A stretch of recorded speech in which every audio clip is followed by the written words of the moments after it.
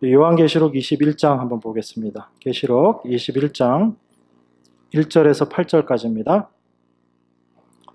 계시록 21장 1절에서 8절까지 제가 가지고 있는 성경으로 신약성경 421페이지입니다.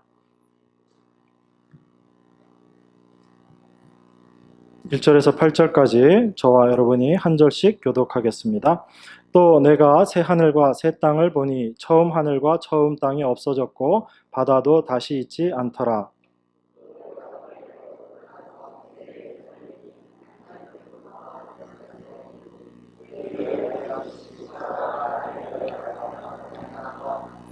내가 들으니 보좌에서 큰 음성이 나서 가로되 보라 하나님의 장막이 사람들과 함께 있음에 하나님이 저희와 함께 거하시리니 저희는 하나님의 백성이 되고 하나님은 친히 저희와 함께 계셔서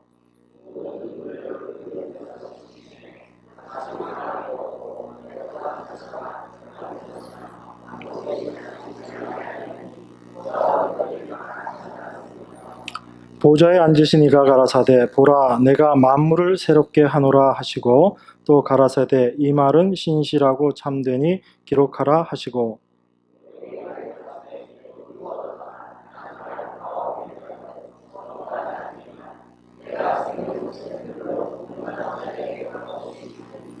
이기는 자는 이것들을 유업으로 얻으리라. 나는 저의 하나님이 되고 그는 내 아들이 되리라.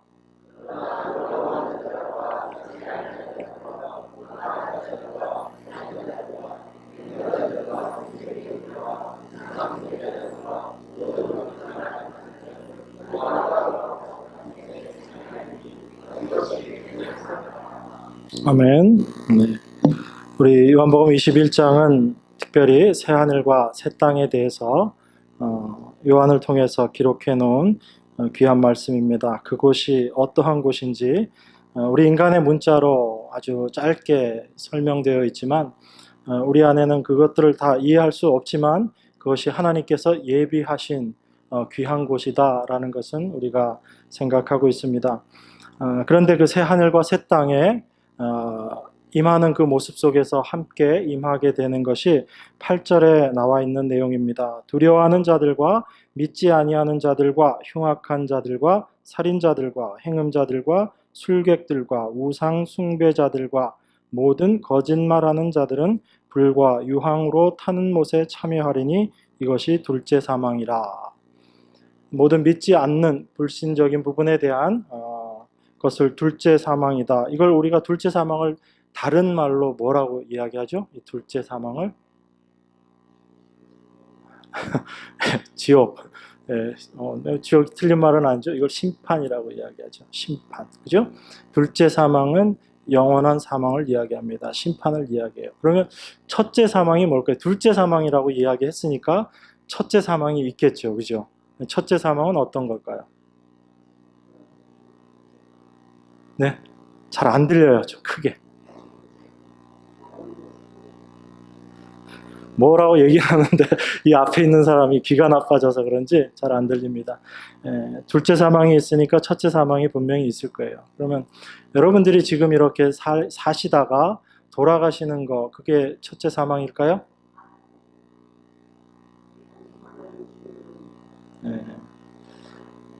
성경에서 특별히 모든 것들을 처음에 이야기해 놓은 그 성경에서 첫 번째 사망에 대해서 얘기하고 있는 게 있습니다. 어떤 일이 있고 나서 어떤 일에 대해서 이 첫째 사망에 대해서 이야기를 했어요. 어떤 일이죠? 네, 오늘은 여러분들 다 청년들 되시는 거예요. 제가 질문하면 네, 그러고 대답하셔야지 되고 네, 하나님께서 아담과 하와에게 저 선악을 알게 하는 나무는 절대로 따먹지 마라 라고 말씀하셨어요. 그리고 그것을 먹으면 어떻게 된다고 얘기했죠? 정령 죽으리라 라고 말씀하셨습니다. 그런데 그 선악과를 아담과 하와가 따먹게 됩니다. 하나님의 말씀에 불순종하게 되죠. 그 불순종의 모습들은 여러 가지 모습들로 드러날 수 있지만 하나님의 말씀에 불순종했습니다. 그러면 하나님께서 너가 그것을 따먹으면 정령 죽으리라 라고 말씀하셨는데 그것을 아담과 하와가 따먹었어요. 그러면 아담과 하와가 죽었습니까? 살았습니까? 겉으로 보기에는 이렇게 살아있는데 사실은 죽은 거였죠. 그래서 아담도 얼마 지나고 나서 죽죠? 900여 세를 살고 죽습니다. 그래서 성경에 나와 있는 모든 사람들의 얘기들을 쭉 보면서 몇 세를 살고 죽었더라 라고 이야기를 하고 있는 거예요. 그래서 실상 우리가 지금 이렇게 살아있지만 사실은 죽은 겁니다. 생명의 뿌리에서 끊겨져 나왔기 때문에 이미 그 상태 자체는 죽은 상태예요. 그런데 지금 움직이고 있기 때문에 우리가 스스로 살았다라고 생각하는 것 뿐이지 이미 죽은 상태라는 겁니다. 우리 정 목사님 잘 설교하시면서 예를 잘 드시는 거 있잖아요. 그 화분에서 뽑혀져 나온 꽃.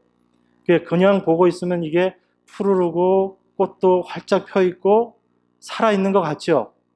그래서 자기 스스로 살아있다라고 다들 생각하고 있는 겁니다. 이 세상 사람들이. 왜냐하면 움직이고 생각하고 일하고 자기를 위해서 모든 것들을 일하면서 이렇게 살아가고 있다라고 생각하니까 스스로 살았다라고 생각하고 있어요. 그런데 성경은 하나님 말씀 보니까 아담과 하와가 범죄함으로 말미암아 하나님과 관계가 끊어졌을 그 순간에 하나님 말씀은 이미 이루어진 겁니다. 어떻게 됐어요? 죽어버린 겁니다. 그래서 에베소서에서 뭐라고 이야기해요? 허물과 죄로 죽었다라고 이야기하고 있죠. 우리들의 모습은 이미 죽어 있는 모습입니다. 죄와 허물과 죄로 죽어 있던 우리들을 예수님께서 십자가에 못 박혀 돌아가심으로 우리를 다시 살리셨어요. 그렇기 때문에 지금 여러분들은 이 모습을 이렇게 계시면서 그냥 나는 죽은 적도 없고 앞으로 죽을 거고 나는 그냥 살아있는 존재다라고 이야기하지만 성경적으로는 여러분들이 어떤 모습이냐면 여러분들은 이미 죽으셨던 분들이에요.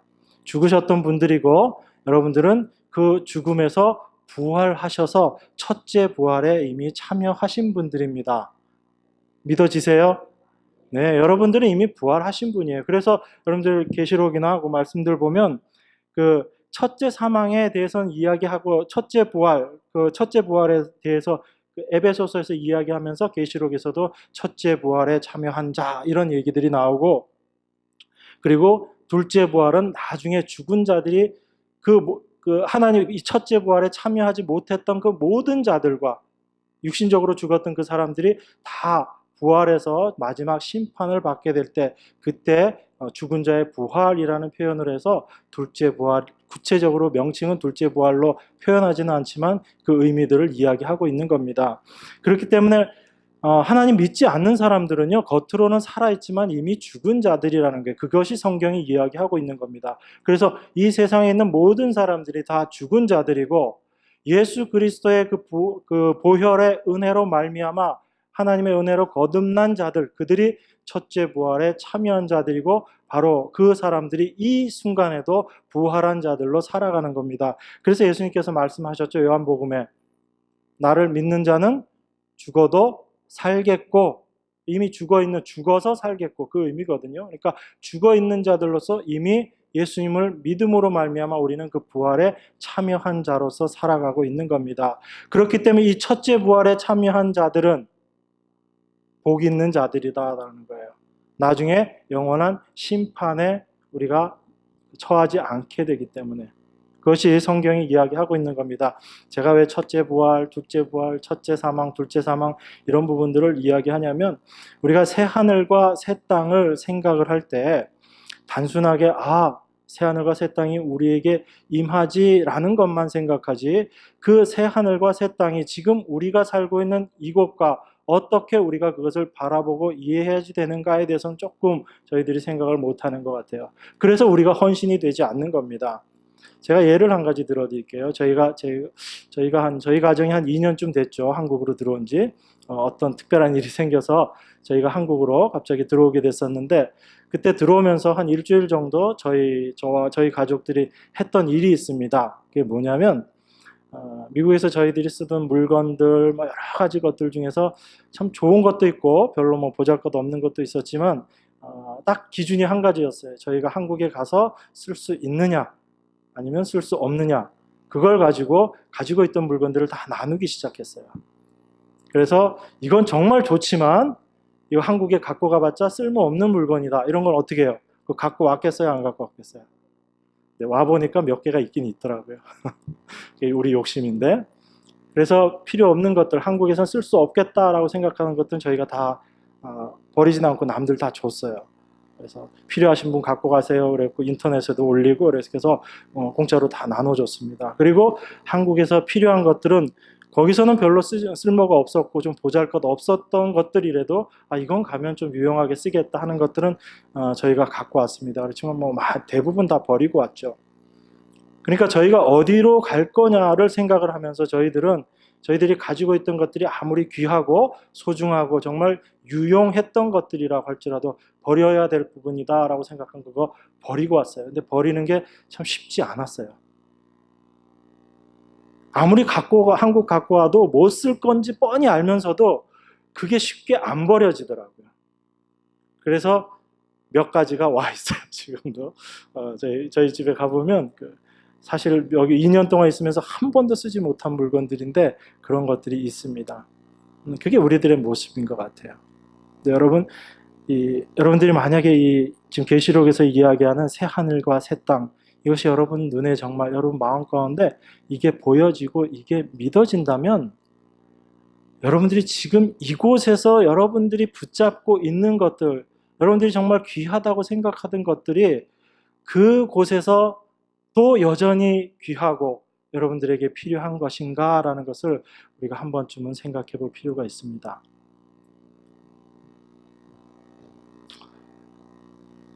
어찌 생각하면 여러분들이 지금 이곳에 있는 것, 이 땅에 속한 것들을 버리지 못하고 그것을 잡고 있음으로 말미암아 어쩌면 마지막 심판 때 그 모든 것들은 불에 타 없어질 것들이거든요.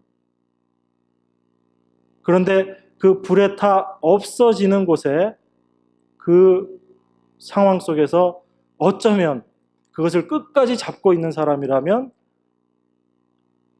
그 없어지는 곳에 함께 동참되어질 수도 있다라는 거예요. 정말 무서운 얘기입니다.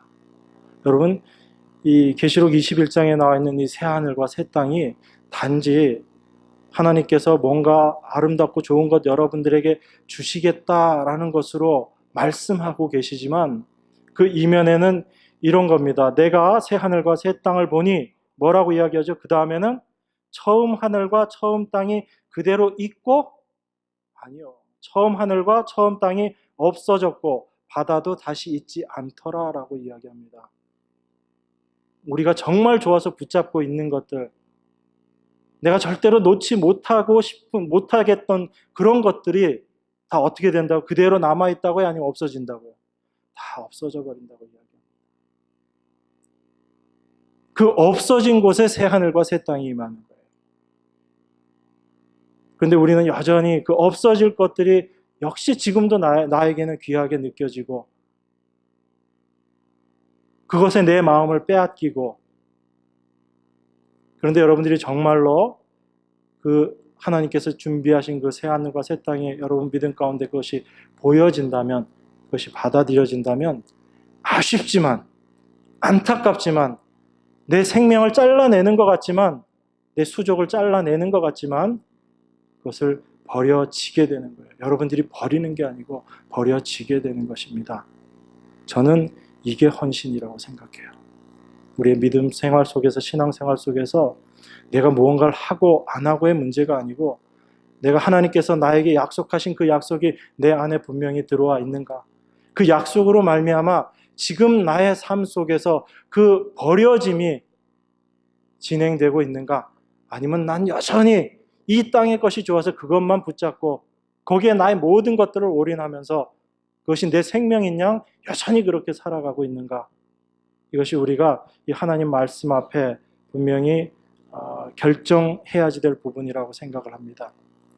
이것을 하나님께서 여러분 각자에게 보여주실 것이에요. 그거 내려놓아라 라고 말씀하실 겁니다. 하나님께서 준비하신 다른 것이 있기 때문에 우리가 그것을 붙잡고 있는 한은 그 하나님의 새 하늘과 새 땅을 절대로 우리의 것으로 얻어가질 수 없기 때문에 하나님께서는 그거 내려놓으라고 말씀하십니다.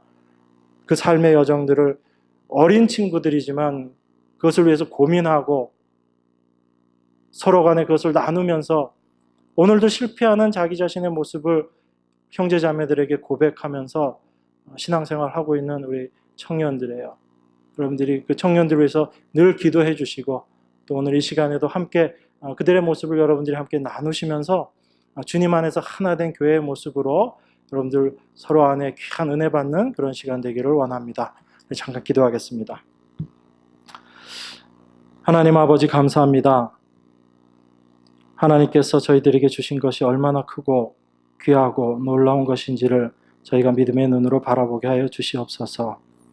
그래서 이제 없어지고 썩어지고 불타 사라질 것들에 대해서 저희들의 마음이 빼앗기지 않도록 하시며 하나님께서 저희들 그 모든 일들 가운데 내려놓게 하시며 주께로 나아가는 그 걸음걸음들을 인도하여 주시옵소서.